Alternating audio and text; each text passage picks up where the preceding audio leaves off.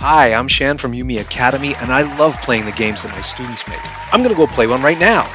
So this is a game that one of my students made in our enemy behaviors lesson. I have to escape the dungeon. Sounds pretty straightforward. Let's give it a try. Oh, hold on.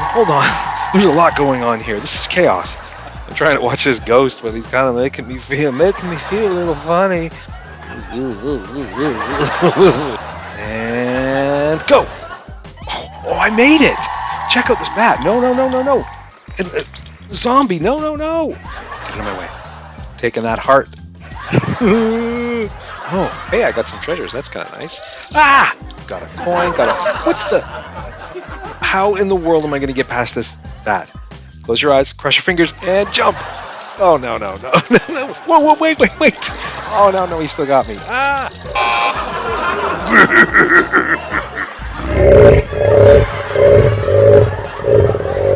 I think I might be in over my head on this one. Let's give it another try. Jump! Oh, no. Oh, the treasure chest blew up. Last time I got a jewel. It must be like a random object. Let's give it another try. Ah! Bit of health back, and then that. Oh. This treasure chest keeps blowing me up. I'm getting better at this, I think. Get away from the zombie. Turn around. Jump. Yes. Get that. Oh, finally, I got some coins and I didn't blow up. Move. Ah. I'm jumping. Oh. There's one more treasure chest. If this one blows up, I'm toast. Oh, got some coins. Nice. Hey, I did it! Winner!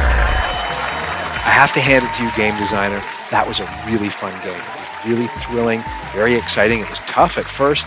The enemy behaviors were really complicated. It took a lot of effort for me to get through. Excellent job. Remember to like, share, and subscribe.